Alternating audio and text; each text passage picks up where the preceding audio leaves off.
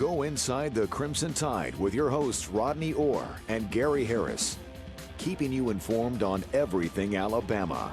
And now, Tider Insider TV. And good evening, everybody. Welcome in to another edition of Tider Insider Television. Across the studio from Rodney Orr, I'm Gary Harris. We continue to work at a safe social distance here in our studio. Fall camp kicked off last Monday, but it was yesterday that marked the first day in full pads for the Crimson Tide. Let's get you out to the Thomas Drew practice fields. Alabama football started practices in full pads on Monday, and we'll turn around and have the first scrimmage this coming Saturday. With the addition of full pads, we're finally getting into real football. I mean, that's the way the game is played. We're just about a month away from the season opener on September 26th at Missouri, a month and a day to be exact. And Alabama will visit the Tigers in Columbia on that Saturday. So it's just around the corner. From here on out, the Tide will be preparing with practices every other day. And I think probably more than ever, the depth of your team, the experience of your team is critical. Because, we may have more issues from a personnel standpoint just by the nature of where we are than maybe what we've had in the past. All right, Rodney, and the biggest takeaway from the first week of practices, again, we can't be there this year, but the athletic department has done a good job of getting us some video. I know you've talked to people close to the program. What are some takeaways now that we're 5 practices in and a full pads practice that you have that you didn't have last Monday when we were just getting started? Well, again, I think it's always difficult when don't have the opportunity to kind of look at them, Gary, like we always generally do and make our observations. It makes it much more difficult. But there's one thing for sure.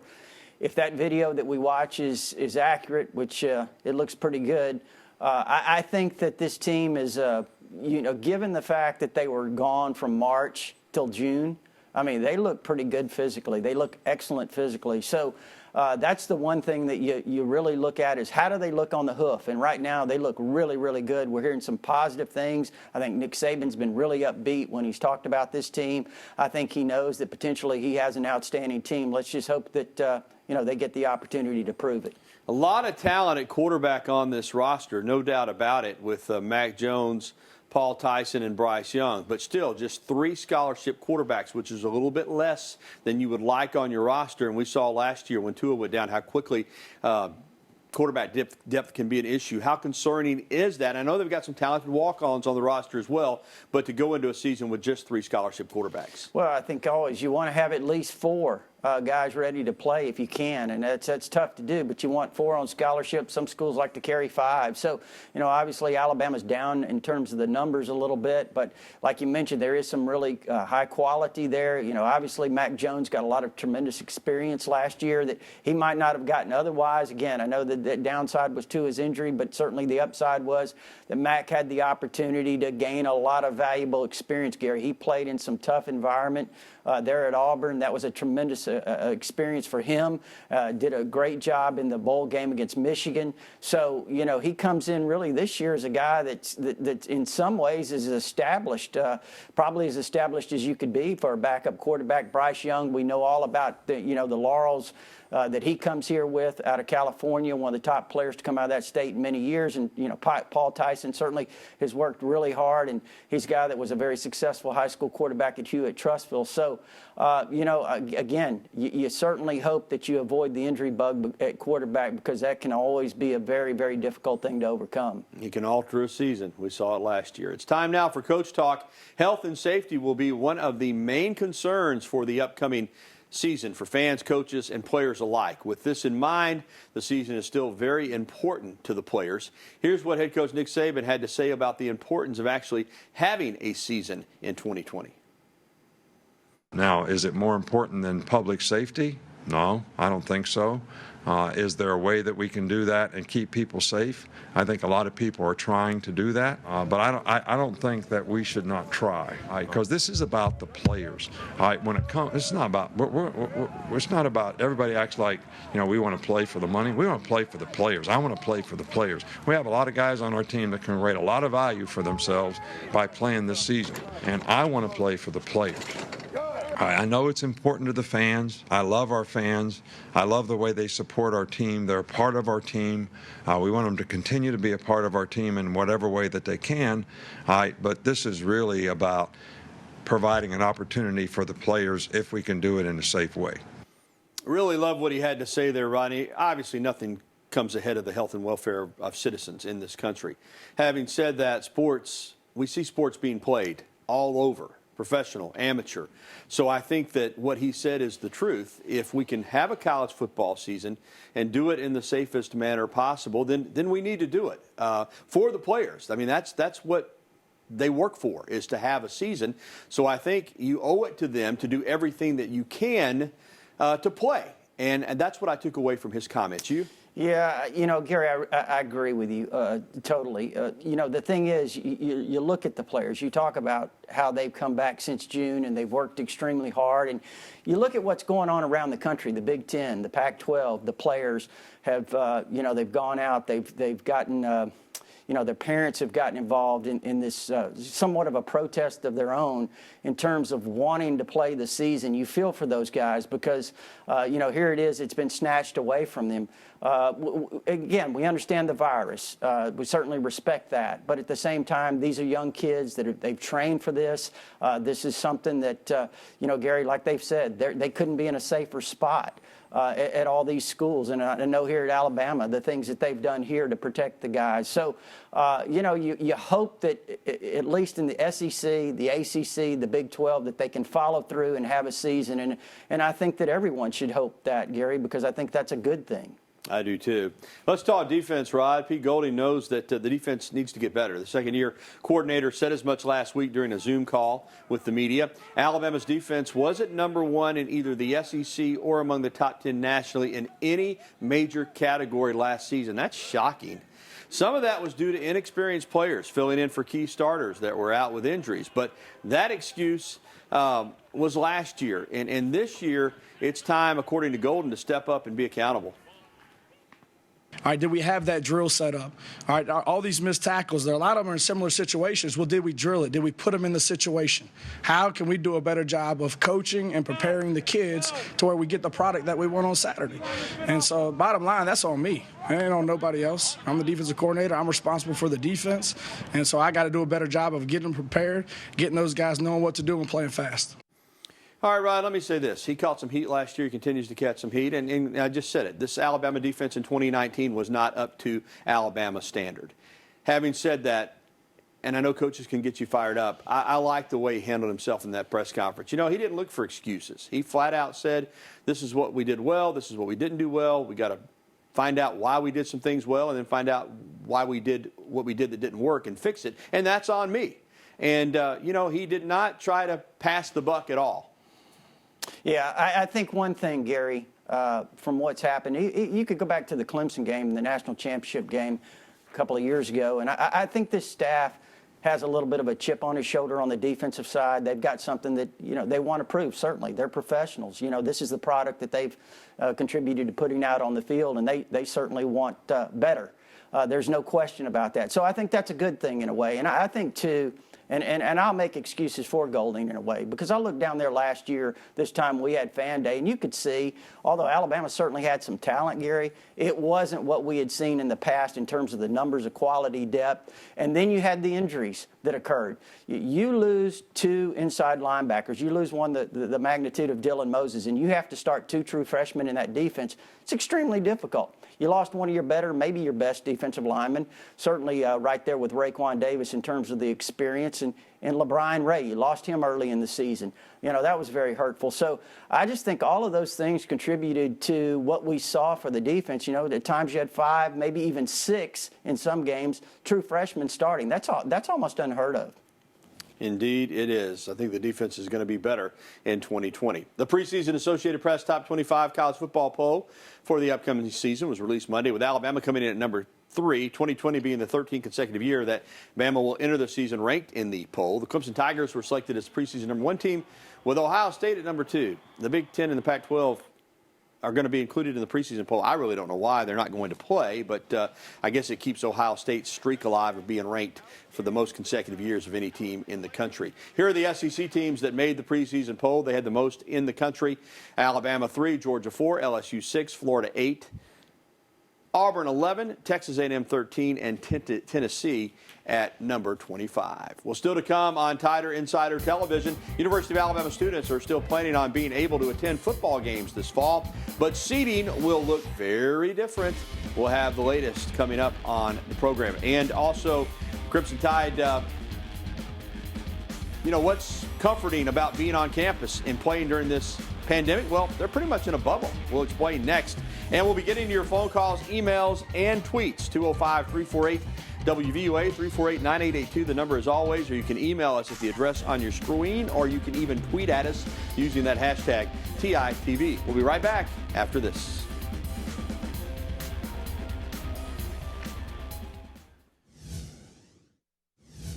I'm very comfortable with the protocols Alabama has provided us. Me, myself, and I feel like we have our own personal bubble where we have our own bubble where we don't try to get involved with other stuff around campus, and try to stay involved in our own sanctuary.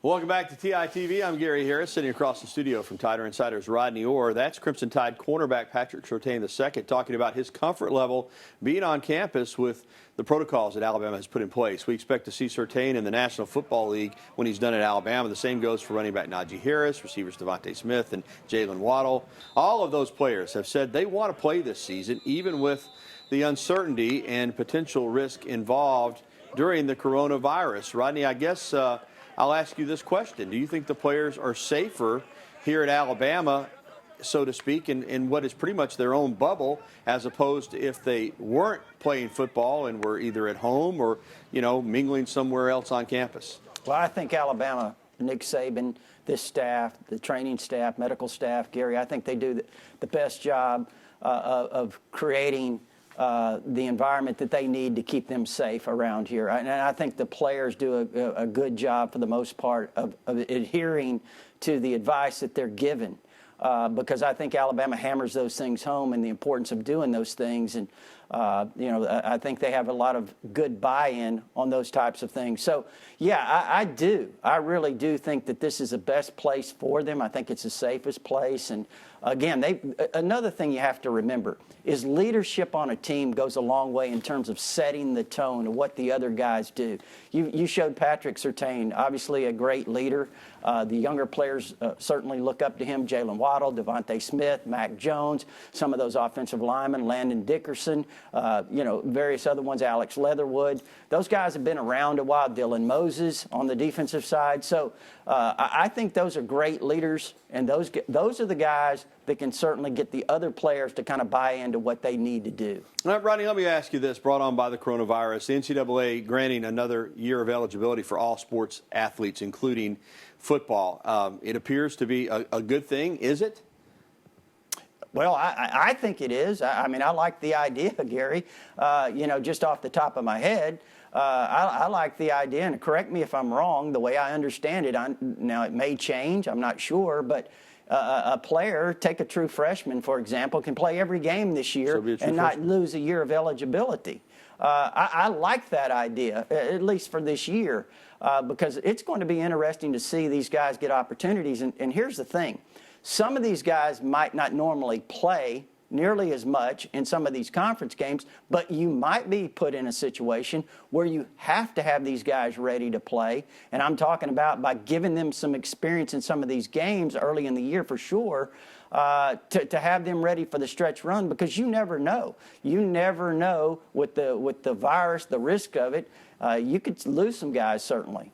All right. Well, Alabama students are still set to be able to attend football games this season. It will be done without block seating. The University Student Government Association announced organizations will not hold a selection process for student-organized block seating for the 2020 football season. This is being done to protect the safety of students due to the COVID-19 pandemic. This program is only suspended for this season. It comes after students were refunded their original ticket packages and information was released about the new ticketing process. It is planned that 20% of the stadium will be used this season.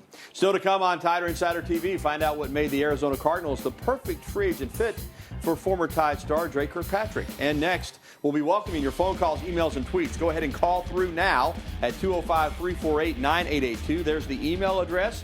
Or as I said, if you tweet at us, use that hashtag TITV so that we will see it. We'll be right back with the only show that takes you inside the Crimson Tide, Tider Insider TV.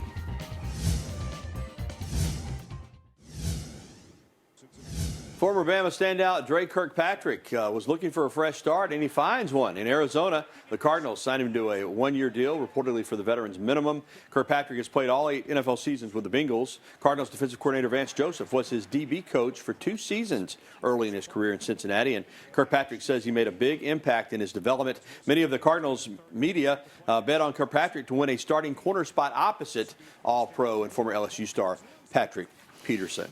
All right, welcome back into the programs. It's time to head out to the phone lines. And first up is our buddy Harold over in Anniston. Good evening, Harold.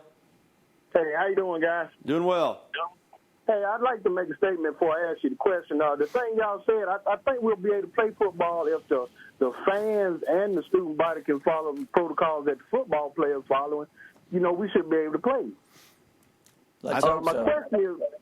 My question is for Rodney. Hey, Rodney, right now we rank number 2 in the recruiting, and last year we ended up number 2. I was wondering, man, could you compare this class right here so far with the one from last year? Because I think this one's going to be a better one than last year. Well, Harold, actually, ESPN and Rivals now have Alabama number 1. The other service, 247, I think still has Alabama number 2, but their rankings could change very quickly. So we go back 3 months ago when everybody was saying, what's wrong with Alabama recruiting? And look where they are now. So, yeah, they're having a great class, obviously. You know, last year, tremendous. You get a great quarterback like you did in 5-star Bryce Young. You got a tremendous linebacker class. You got some good defensive linemen, Timothy Smith, among others. Jamarian Latham's a local kid from the area. Just had a great class, no question about that. And then this year they've got another stellar group of linebackers. Just picked up the big-time quarterback out of the state of Texas, Jalen Milroe. They've got some really good receivers committed. Look, this offensive line, I mean, Gary and I have talked about this repeatedly. This, on paper, could be as good of offensive line class as they've brought in. They've got 2 5-star players committed, and in Tommy Brockemeyer and also J.C. Latham. Those are 2 incredible tackles. Gary, you know how difficult it is to lure those kind of players, and they're at a need position. So they've had a tremendous year so far. Yeah, off to a slow start, but Alabama's been the dominant school in recruiting easily for the last month and a half. All right, let's get another phone call in. Let's stay right here in Tuscaloosa and talk to Eric. Hey, Eric, how are you? Hey, I'm good. How you guys doing? Doing great, man. Doing great. Big time. Hey, I'm a long-time listener, big-time fan. Well, I'm glad you called. Thank you, Eric. Thanks, man. Hey, I had a question about Ben Davis this year, guy out of Gordo. What will be his status this year? Is he looking at any playing time this year? All right, Eric. You know, Ben Davis, through all the years we've done this show, 20 years, I think he is the most asked-about player because he came in with high expectations. He stayed here his whole career.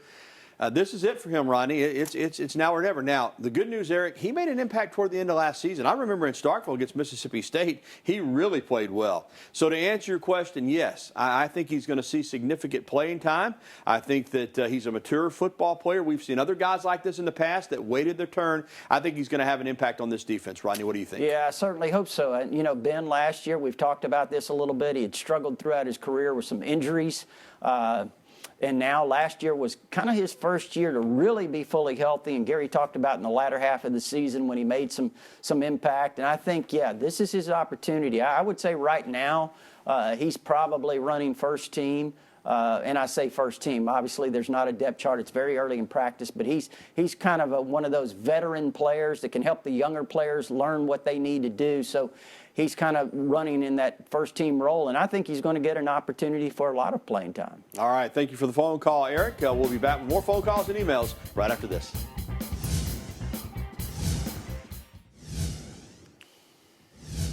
Tider Insider Television continues here on WVUA 23 with Rodney Orr. I'm Gary Harris. We go back to the phone lines right here in Tuscaloosa. It's our good buddy, CB. CB, man, how you doing? I ain't making a better record. How y'all doing? Hey, Rodney. Yes, sir.